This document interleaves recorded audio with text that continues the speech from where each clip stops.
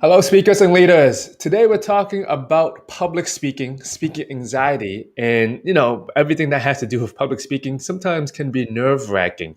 And today I'm here with the amazing Amanda, and the title, she suggested the title. I love this title, Amanda. Public speaking doesn't have to feel like a horror movie because for many individuals, that's what public speaking feels like. It's sometimes such a hard thing. First, you don't even want to go watch that horror movie. You don't want to be around it. You avoid it. Well, today we're going to be talking all about public speaking fear, how you can step it up as a speaker. And today I am here with Amanda Hennessey, and she helps innovators and visionaries speak with power and ease so they can change the rooms or Zooms they are in without self doubt or losing precious sleep.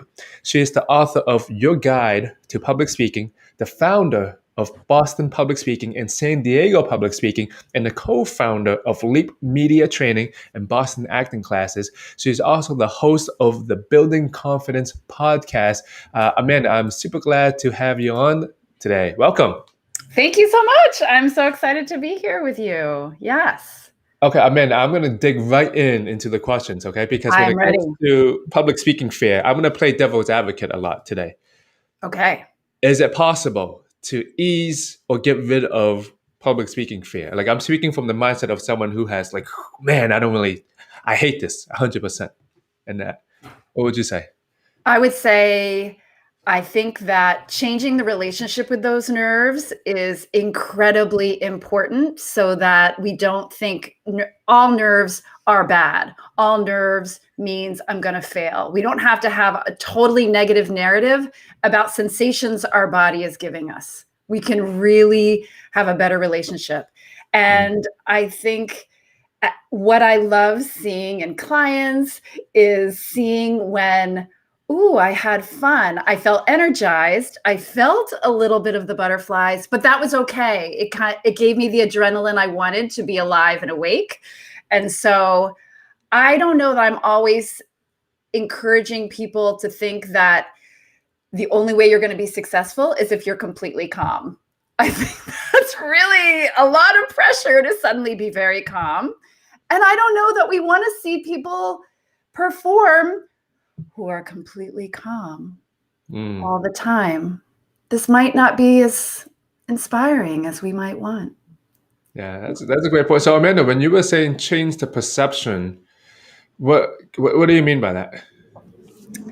I would say that often people, and I'll include myself in this category a number of years ago when I had stage fright, when I was pursuing acting, is that we can really create a whole story as to what these sensations mean. We can perhaps feel our stomach get tight, our hands start to shake, our face turns red, and we decide this is terrible, this is bad. This means people will think I don't know what I'm talking about. They'll think that I'm not smart. They'll think I can't handle this.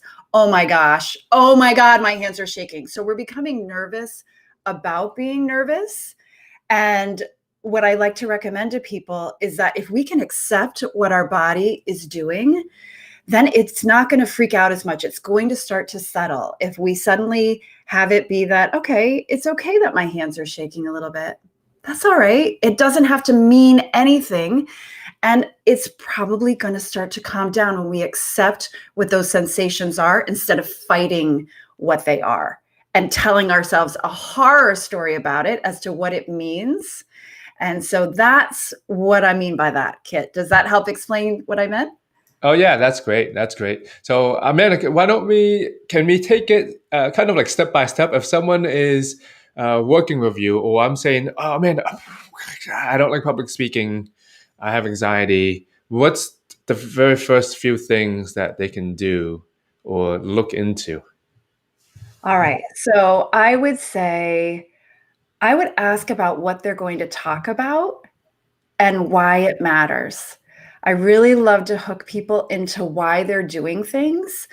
And when that motivation comes from a heart-centered place, a place of service, a place of wanting to make an impact that's going to help their audience, what I find is we start to make the experience less about ourselves and how we're doing and how we're performing and getting approval and do they like me and oh my gosh, and more about, ooh, I'm the host at a party wanting to make sure my guests have a really rich, interesting, stimulating time. So that would be a place I would start, is getting to the heart and really helping them to, again, reframe, instead of feeling that they're up in front of a firing squad getting their last cigarette, that they're more the host of the experience.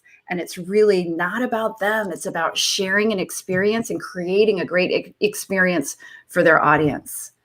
Yeah, that's great. Just being the host of the experience can just change that mindset completely. What do you think are some of the most common reasons of why public speaking can be so nerve wracking for people? I think people don't have any training. I think that they had an experience in high school or college that sucked, that just was mortifyingly humiliating.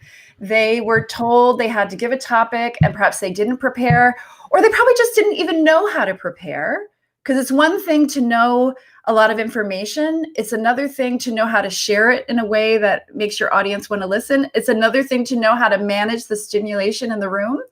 So I think people get really hung up on bad experiences they've had in the past, and they've decided they're not a natural, they're just not good at it, even though they haven't really given themselves a chance by getting educated on how to approach all the different layers in what they're doing. Like, for example, I have no business getting on a horse and going horseback riding at all. If I do not have training, I could die. So I really think that people have those bad experiences that they haven't processed yet, and they just don't know what they're doing, or they don't realize also how much preparation it takes for it to look seamless, for it to look really natural. Are those some of the things that you found as well, Kit? Yeah, when it comes to, I think training could be one of it. Of course, when they have more experience, it's like playing the piano. When they learn how to play the piano, they become more confident in Yeah. playing the piano. So I think that's one side. The other side, that psychological side. Sometimes it's hard to crack that psychological side. I'll say that. And what I could not agree more, because it's that whole thing of what's your deepest belief as to what this means. We give meaning to everything all of the time, and we want to be really aware of what meaning we're giving it. And I do think with public speaking, so much insecurity can come up, but it's such an opportunity to face it and rethink it and heal. And so that's what I do love about working with people, where they're facing something they don't want to do. But I know when they're on the other side of that, they're going to feel so good, and it's going to prepare them not just for the public speaking thing at work, but perhaps speaking up for themselves in other contexts, and really having that freedom of expression and that self-love as the foundation for their confidence. Yeah. Actually, can I ask you, can you share, if you can think of any one of your clients' experiences, maybe who had like a really, really deep fear of public speaking? I'm not saying for you to use the names, but maybe share the experiences and what you have done to help them to get better, if there's anything. Sure. So I'll go with the first person who comes to mind, and Mm. that was a bridesmaid or a maid of honor who is given the honor of having to do something she doesn't want to do, which is give a speech in front of all friends and family and strangers on this huge day for her best friend. And I think asking somebody to do this is asking a lot. Hey, I know you avoid this at work, but could you do this at this special event that means a lot, and maybe sum up our friendship of 25 years within 4 minutes? It really is. When you thought planning the bachelorette party was a lot, that is a big, tall order. And so she was so loving her friend, and also so not excited about this, and so nervous. And also there had been some hard things in the family of the woman who is getting married. And so it was how to have the speech encompass the lighter side of their friendship, and also the heavier things that were happening in the midst of everything. And so I just kept coming back to, what do you love about your friend? Like, why is she awesome? Let's get back to love. Let's get back to like some really fun memories that like will so help everyone know specifically why she's so lovely, and maybe some ridiculous things you did as high school seniors. And let's paint those pictures and know that as much as everyone is going to be looking at you, you really, for the most part, just need to talk to your best friend. And I'm going to assume you feel really comfortable with her. So this is about like, remember we did this, that was so great. And maybe we take it out a few times and you look at those people, but you can come right back to your friend to help. How do we want her to feel on this special day, that you support her, that you're for her, this marriage, hopefully. So how I think it's bringing it back to like that, because I think a lot of people will feel very unsafe. And it's like, how do we help this experience to feel more safe? Right. So she practiced a lot, which was great. We found the humor. We found ways to bring in some funny stories. We found ways to bring in the depth and some of the pain that the bride to be had been going through, and found a way to talk about that honored it, didn't get too finding that tone. And then she practiced it and it went super well. Like, she was so excited. I don't know that she wants to become a public speaker, but she did this beautiful thing for her friend. She did this beautiful thing for herself. She did something she thought she couldn't do. And that feels, as a coach, as I'm sure you feel, that feels amazing. You know, you made the party better, right? Yeah, and that's that's hard when people are asking you to speak, and then you're like, oh, it. I love to get their flask. Yes. Yeah, but that's a good one. I love how you're going back to, asking them like, okay, like why, like what's the why? Can you tap into that? Because I think most people they forget about that sometimes when they have to speak, because life is going on, everything else is going on. And the why, having the reason, I have to, they're making me. Those are not inspiring. Those are not inspiring reasons to do it. They're reasons you will do it, but let's go deeper, because then your heart can be involved. I have to impress my boss. Gosh, that's stressful. That's so heavy. Of course you want to impress your boss. Of course you want to do a great job, but what lights you up? What motivation lights you up and not makes you not want to drink, right? Yeah. So let's say Amanda, they tap into their why. Let's say whether it's an organization or someone's wedding, they know the why, but they're still saying they're nervous. Let's say they tap into the why and they have to give a weekly presentation or meeting. And like I'm in the mission, I know the mission, I value the mission, I like what I'm doing, but then they still get nervous. I'm freaking out. I like the mission and I'm freaking out. I would say this is where it can help to have a very simple way to start. Like, what's that first line that feels really like you, that feels comfortable, that perhaps brings some gratitude to that meeting? We're so glad we're here. Maybe you're going to look at your friend who's in the meeting. Perhaps like, how can we get you off to the right start? Perhaps it's just getting to the room earlier, or making sure you're on Zoom earlier and feeling really comfortable. All those little things matter. And I think the little mantras we say to ourselves, I am enough, or I'm excited to share what I care about, or it's okay if I'm nervous. It's okay. So that I'm not like, I'm nervous, that's not okay. Mayday, help. So I think those are some things I would advise. And again, not bringing in that sense of judgment as to what your body is doing, because that makes it so we can't even remember what we're saying. And I think if we're sharing that meeting, where's the good news? What's the good news people really need to hear in this room? Is there any? Can we find it? Even if we're sharing some harder news, is it a matter of, all right, this was a tough quarter.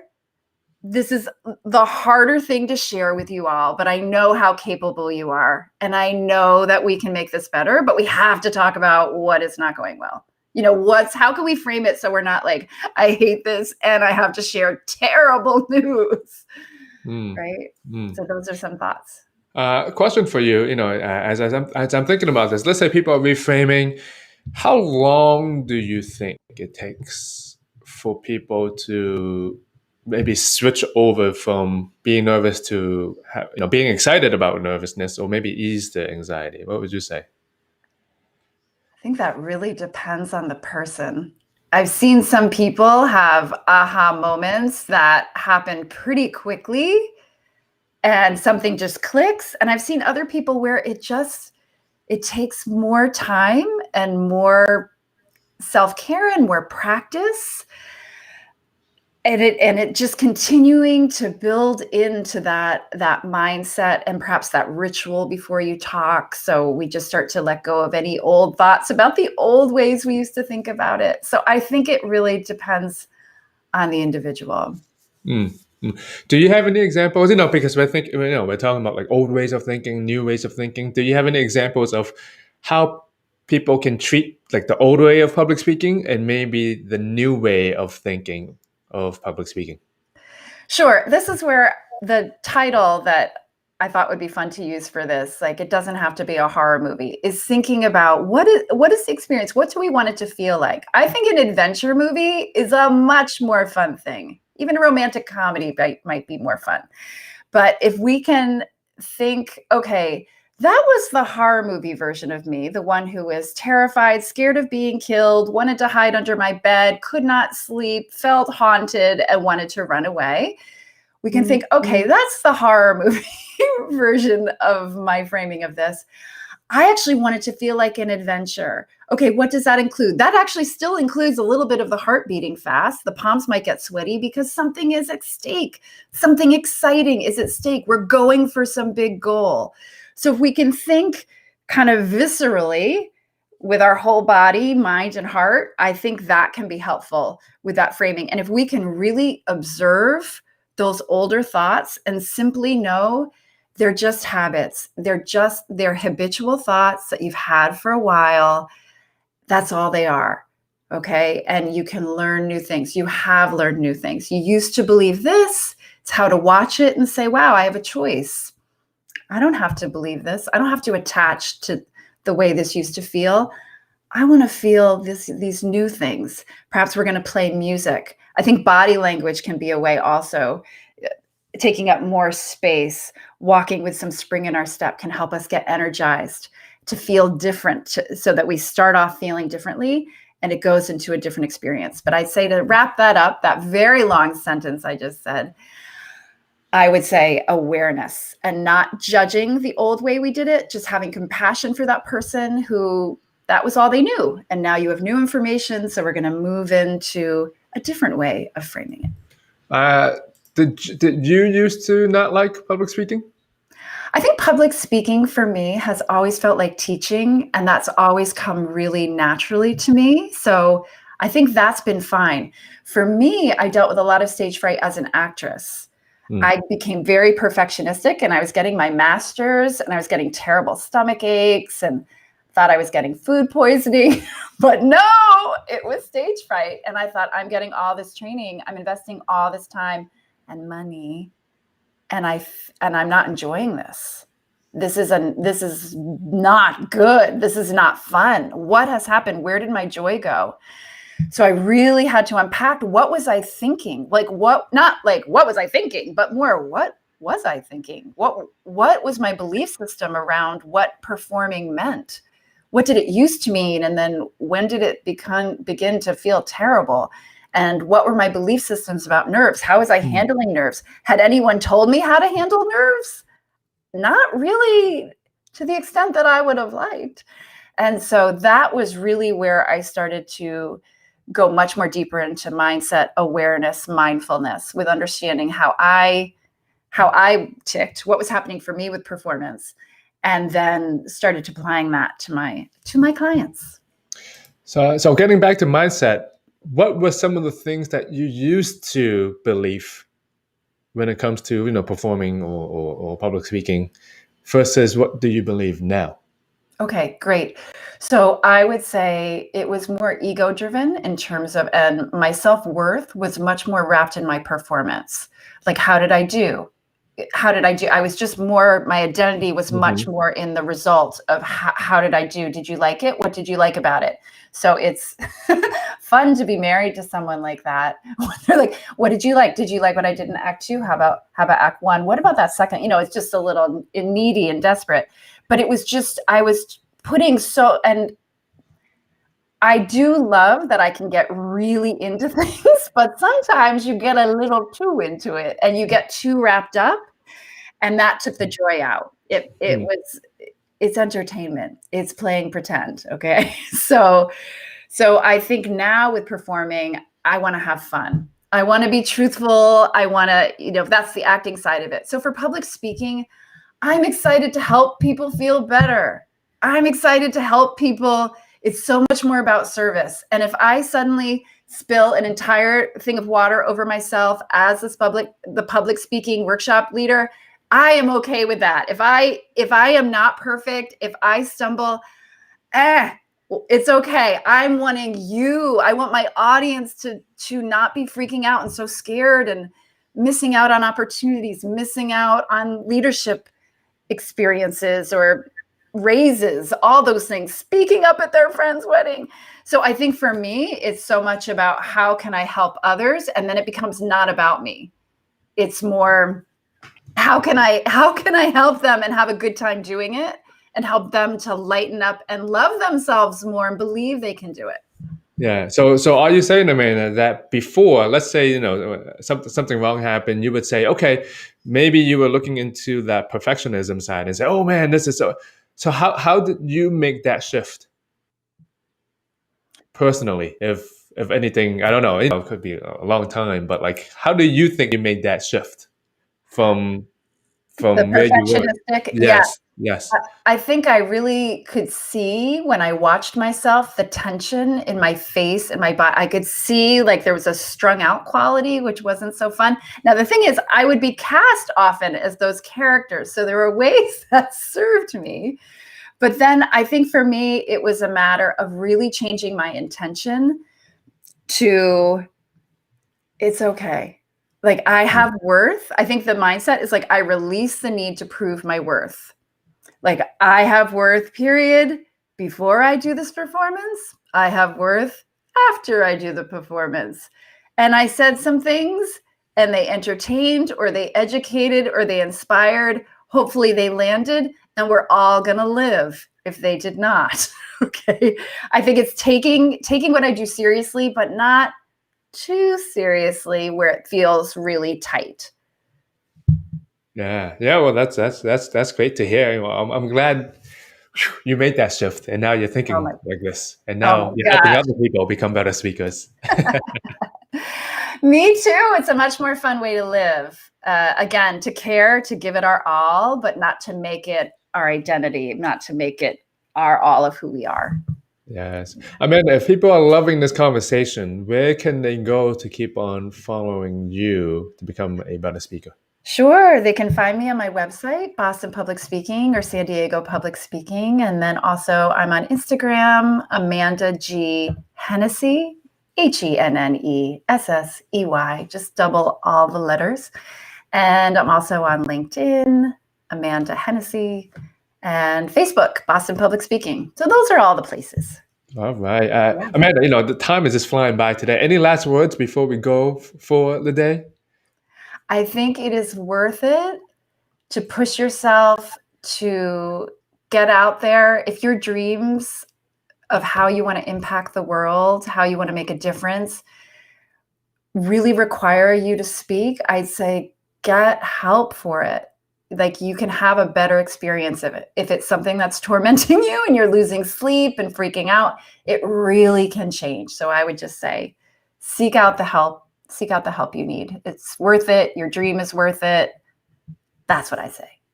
Yes. Amanda, I want to say thank you so much for chatting with us today, and for the audience, whether you're watching live or the replay of this. Thank you for tuning in, and go give Amanda a follow. Go check her out, the amazing things that she's doing. Amanda, I just want to say thank you again for being on with us. Kit, thank you so much. This was delightful. I loved it. And thank you so much. All I'll do it right. again. Thank you, everyone. Thank you, Amanda.